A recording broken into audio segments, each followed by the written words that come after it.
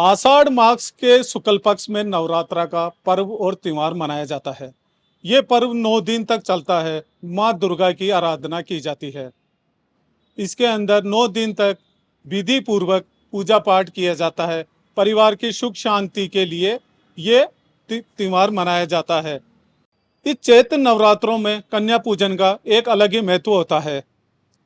आज हम जहाँ पे गए वहाँ पे 551 कन्याओं का एक साथ पूजन किया गया, पैर धोए गए, पूजा की गई और उनको भोजन किया कराया गया। आज जयपुर के अंदर नांगल जैसा बोरा में 551 कन्याओं को भोजन कराया गया है।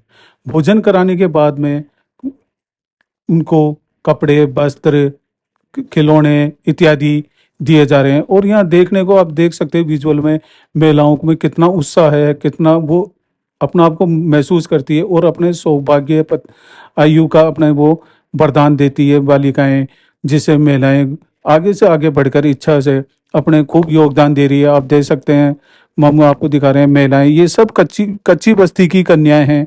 केवल पहली बार ऐसा देखने को मिला है कि हमें कच्ची बस्ती से बालिकाओं को लेकर आए 551 जिनको भोजन करा रहे हैं। अब वैसे देखने में मिलता है कि आए दिन अपन घर से किसी के घर से लेके आते हैं कन्याओं को, पर ये ओनली कच्ची बस्ती की जो गरीब बालिकाएं हैं, जिन्होंने कभी देखा ही नहीं कि कैसा होता है खाना, कैसे नहीं, किस तरह से पूजा होती है, किस तरह से क्या होती है, उन्होंने कभी देखा नहीं। आज इनका सपना साकार होता दिख रहा है और कन्याओं के अंदर इतना उत्साह है, देखने लायक है कि ऐसे से आगे बढ़ के कन्याएं आगे से आगे बढ़ के अपना योगदान दे रही है। कैसे सहयोग से या वैसे अपने स्तर पे कैसे क्या किया गया? ये आयोजन हम उत्थान सेवा संस्था की तरफ से आज से 8 साल पहले शुरू किया था। सिर्फ गरीब कन्याओं को मान सम्मान मिले, उनको लोग उनकी पूजा करें। वो बेटी कचरा बीनती पूरे दिन, न वो की शिक्षा लेती हैं, तो उनको मान सम्मान के तौर पर 8 साल पहले मैंने, मेरे बड़े गुरुजी शिवानंद त्रिपाठी भाई साहब ने वो पूरी उत्थान सेवा संस्थान की तरफ से एक कार्यक्रम शुरू किया था 51 कन्याओं से। और आज 551 कन्याओं का हमने भोजन प्रसादी दिया है, उनका पैर धोए हैं, उनकी पूजा की है और वस्त्र वितरण किया है। इसमें सभी कक्षाओं का योगदान है। मुरलीपुरा, विद्याधर नगर, कालवा रोड, नांगल जैसे बोरा। और सभी का उद्देश्य एक ही था कि इन बेटियों को मान सम्मान मिले, इन बेटियों को ज़्यादा मान सम्मान मिले। और इसके साथ सबने निर्णय लिया, सब कक्षों ने मिलकर आज से घोषणा की 51 कन्याओं को हम पढ़ाई के लिए गोद ले रहे हैं। जिनकी झुग्गी झुपड़ियाँ बनाई है, 2 झुग्गी झुपड़ियाँ बना भी दी हैं। बुधवार से उसमें कक्षा शुरू हो जाएगी। 2 टीचर शुरू कर दिए हैं, टीचर को मान दे ये पूरी संस्था देगी मिलकर। और सभी की सोच है, पूरे सबने मिलकर मेरे और मेरे गुरुजी को आगे किया हुआ है, लेकिन सभी कार्यकर्ताओं का और खासकर सिंधी समाज का बहुत बड़ा हाथ है इसमें। तो आपके मन में ये कैसा है कि मेरे मन में विचार ऐसा आया कि मैं जो रिटायरमेंट हुआ था, मैं सेना में 32 साल सेवा की है, और मैं घर देखता था, कन्या आती थी, खाना खाती थी वो, और फिर दूसरे घर जाती, फिर तीसरे घर जाती। मगर ये क्या है यार, फौज में पता नहीं लगता था। यहाँ आकर देखा तो वो कन्या 8 लोग घर जा रही है, कुछ खाना कुछ नहीं खा रही, केला लेके जा रही है। या मैंने देखा, फिर झुग्गी झोपड़ी में हम लोग ऐसे जा रहे थे, 15 साल जाते हैं हम झुग्गी झोपड़ी में, परिवार तक छोटे छोटे कार्यक्रम करते थे हम। तो मैंने कहा इन बेटियों को मान सम्मान क्यों नहीं मिले, इनको खाना क्यों नहीं मिले।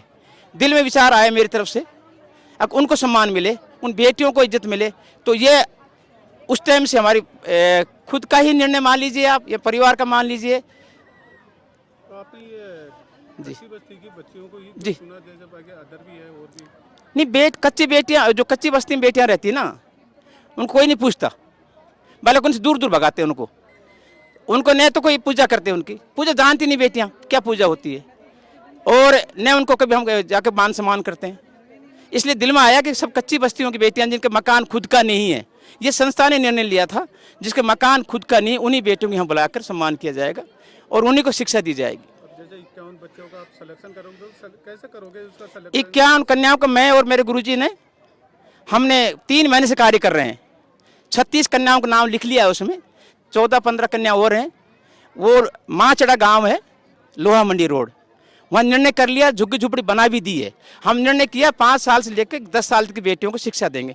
वहाँ बेटियाँ कोई स्कूल नहीं जाती, करीब करीब 400 बच्चे ऐसे हैं जो स्कूल जाते ही नहीं हैं। एजुकेशन किस स्तर की होगी? एजुकेशन उद्देश्य सबका एक है, पहले हम उनको शिक्षा देंगे 4 से 5 महीना, फिर उनको सरकारी स्कूल से जोड़ेंगे। उनको सरकारी स्कूल में बात की हम 2 जगह, माचेड़ा और हरमाड़ा स्कूल, उनसे अध्यापक हेडमास्टर से बात की है।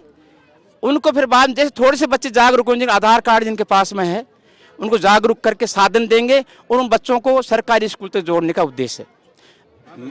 मैं नानक राम थावानी, अध्यक्ष पूज्य सिंधी पंचायत समिति। आप हमारे शिवानंद जी हमारे आदरणीय, आपके कार्य को देख करके हमें उत्साह जगा, हमारा मन किया इनके साथ लगना चाहिए। मेरी कार्यकारिणी की मीटिंग के अंदर मैंने सबका प्रस्ताव लिया, सभी ने एक ही स्वर में बात कही कि 8 साल से जो गुरुजी काम कर रहे हैं बहुत अच्छा कर रहे हैं, हमें भी इनके साथ मिल करके इनका सहयोग करना चाहिए। इसी के साथ मैं बात कहूँगा कि हिंदू समाज में एकता बनी रहे, ये मेरा प्रथम संदेश और अंतिम संदेश है। और जय हिंद। जय। वैसे भी आए दिन समाज सेवी करते आ रहे हैं, कई बार देखा मैंने भी यहाँ पुलिया के नीचे लोगों को भोजन कराते हैं, अपने स्तर पर कराते हैं। किस तरह से ये रहता है पूरा सहयोग? मैंने मेरा जो कार्यकाल का जीवन है ना, लगभग 25 साल बसों में गुजारा है। अब 5-6 साल से मेरे बच्चे अपनी फैक्ट्री को संभालने में सक्षम हो गए हैं, तो मैंने अपने आप को 95% बिल्कुल सेवानिवृत्त कर लिया है।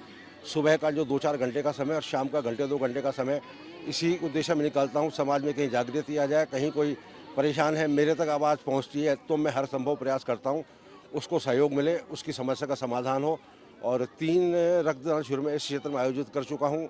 रक्तदान की संख्या कितनी हुई ये उद्देश्य नहीं है, लेकिन एक संदेश है कि रक्तदान करने के बिना इस क्षेत्र में आप ये मान लो किसी की आवश्यकता पूर्ति हम कहाँ से करेंगे, कब तक बाहर वालों से मांगते फिरेंगे। तो जागृति लाने का मेरा उद्देश्य है।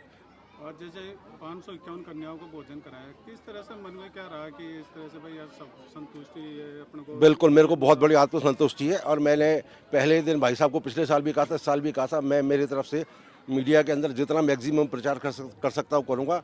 और लगभग 6000 पंपलेट मैंने अखबारों में डलवा कर घर घर संदेश पहुँचवाया है। व्हाट्सएप पे मैं इस क्षेत्र के 9-10 ग्रुपों से जुड़ा हूँ, उसको मैंने बार बार रिपीट किया, लोगों में जागृति लाने का प्रयास किया है कि इससे वैदिक अनुष्ठान से जुड़ें और अपने जीवन को कृतार्थ करें, माता रानी की कृपा लें, राम जी की कृपा लें। जब हमने बात की वहाँ के लोग आयोजकों से, तो उनका कहना था कि हम पहले ये शुरुआत 5 कन्याओं से स्टार्ट की थी, आज हम 500 कन्याओं को भोजन करा रहे हैं।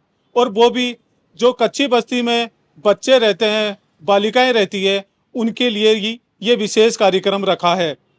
इसके अंदर हम बच्चों को गिफ्ट, कपड़े इत्यादि देके, उनका तिलक करके, उनको खाना खिला के और फिर हम उनको विदा किया। वीडियो जर्नलिस्ट तरुण के साथ गणेश यादव, थिंक 360, जयपुर।